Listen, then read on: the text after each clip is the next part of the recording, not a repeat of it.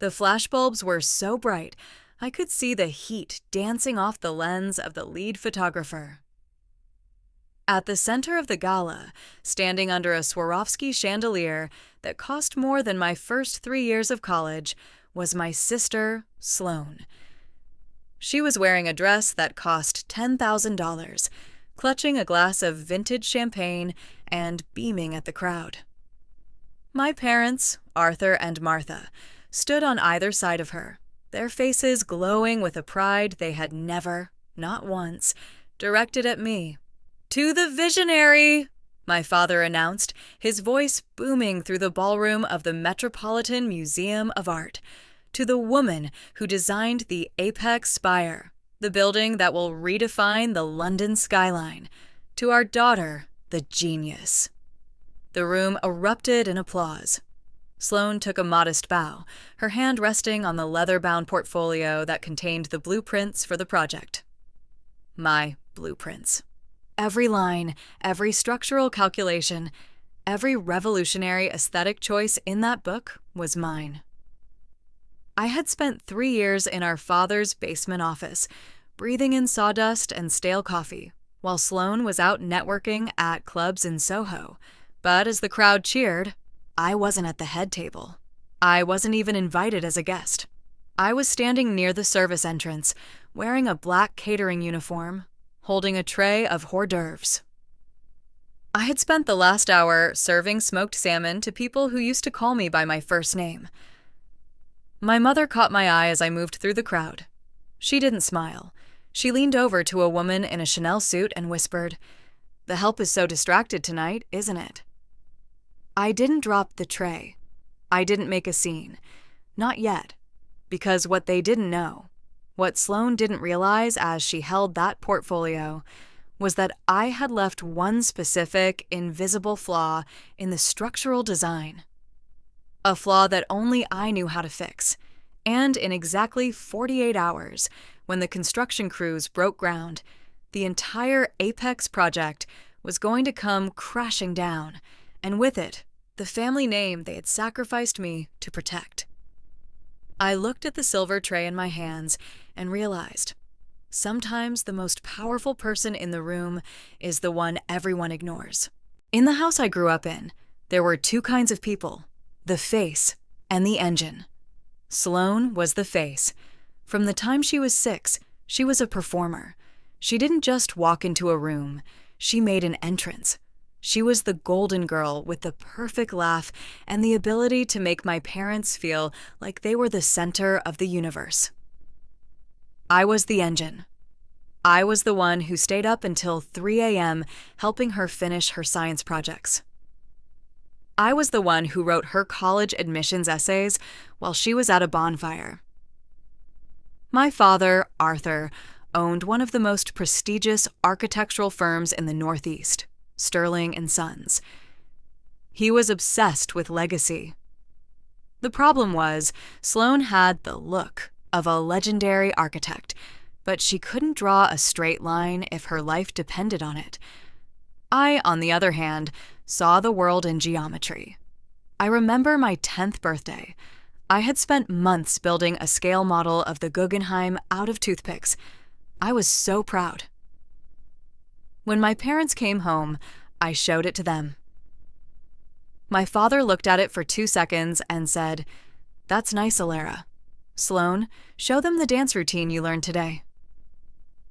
I stood there holding my model while they watched Sloane twirl in the living room.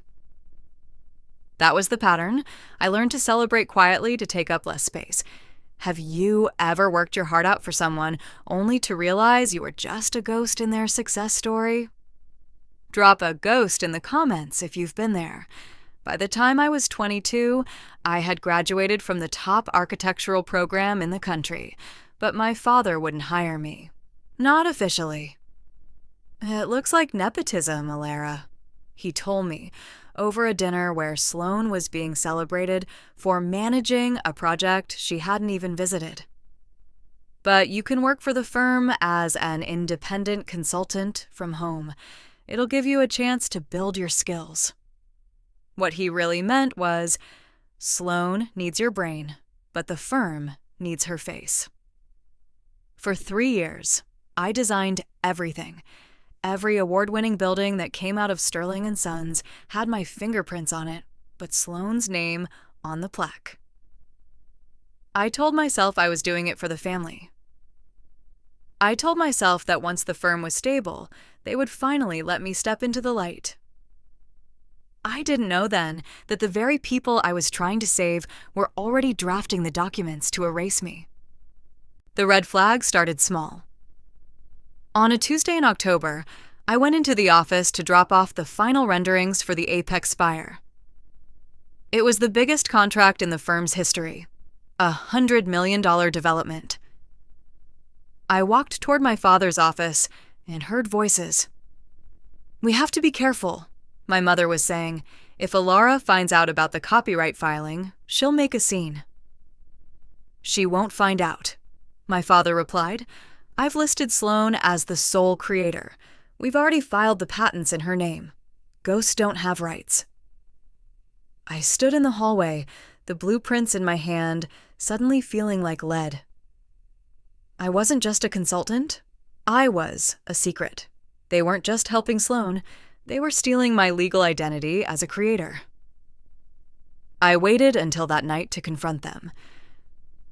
We were at dinner, the last dinner I would ever have in that house. I waited until my mother was pouring the wine, and I said it clearly. I want my name on the Apex Spire, not as a consultant, as the lead architect. The silence that followed wasn't just quiet, it was heavy. It felt like the air was being sucked out of the room. "Alara, don't be dramatic," my mother said, her voice like ice. "We've discussed this. Sloane has the public image. You're technical. People don't want a technical lead. They want a star." "I designed it," I said, my voice shaking. "Every pillar, every weight-bearing wall. It's mine." "It's the firm's," my father snapped. "And you are an employee of the firm, one who can be replaced." That was the first time I saw the look in his eyes. It wasn't love. It was a cold business calculation. He looked at me like I was a faulty piece of equipment that was starting to cost him money.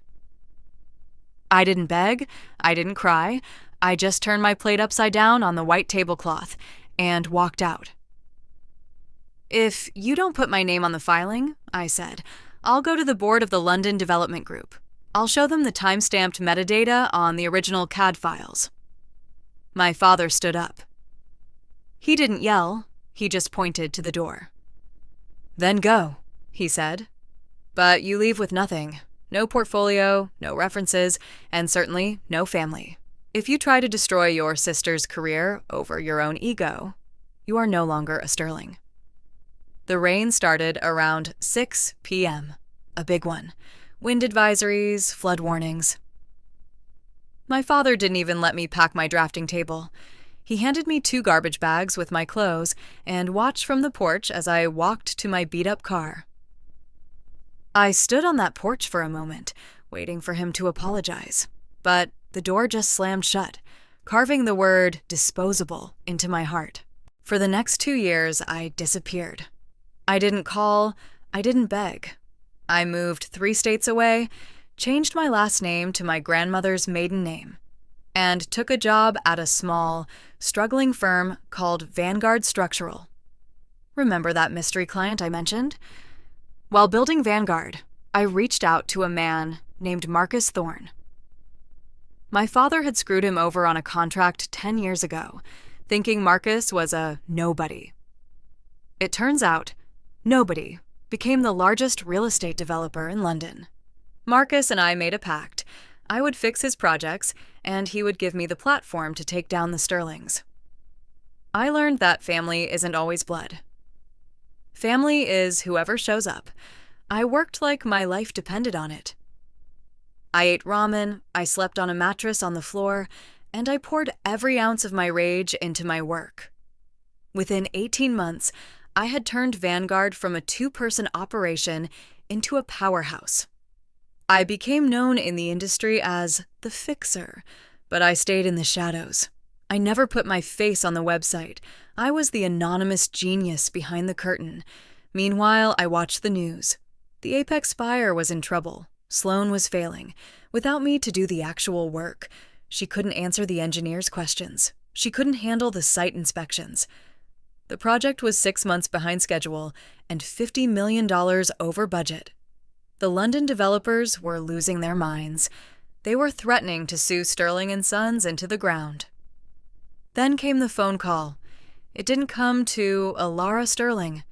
It came to the lead partner at Vanguard Structural. It was my father. His voice was different. He didn't recognize my voice. "I need to speak with the partner," he said.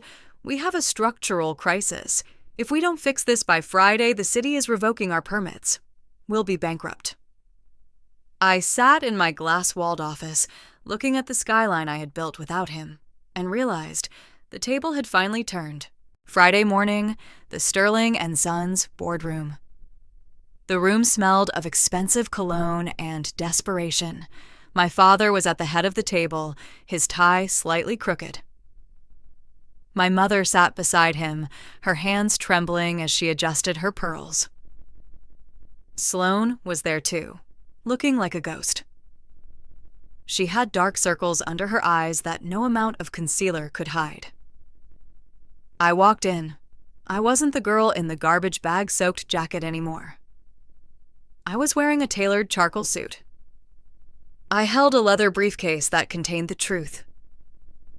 Have you ever seen the exact moment someone's reality shatters? It's a very specific kind of silence. My mother was the first to gasp. She stood up, her hand flying to her mouth. "Alara?" "I'm sorry," my father said, his face turning a sickly shade of gray. "There's been a mistake. We're waiting for the Vanguard representative." "I am the Vanguard representative," I said. I sat down at the opposite end of the table. "I am the founder, the owner, and the lead designer of Vanguard Structural. And as of 10 minutes ago, I am also the person the London Development Group has appointed as the emergency overseer of the Apex project." I pulled out a set of diagrams. "Section 4B of the anchor system," I said. "When I designed this in the basement 3 years ago, I intentionally used a non-standard calculation for the wind load variance. It's a failsafe. If the architect doesn't know the specific frequency of the dampening system, the building won't pass the final stress test. It'll sway 4 feet in a heavy wind. It's a death trap." I watched Sloan look at the blueprints. She couldn't even find Section 4B. "Fix it. Just fix it, Alara," my father begged. "We're family. We'll make this right. We'll give you a bonus." "I don't want a bonus, Arthur," I said. "I want a confession." I pushed a document across the table.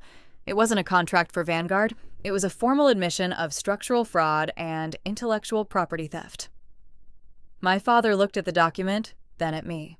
He realized I wasn't just there to take the project. I was there to take the name. "Sign this," I said. "It states that Sloan Sterling did not design the Apex Spire.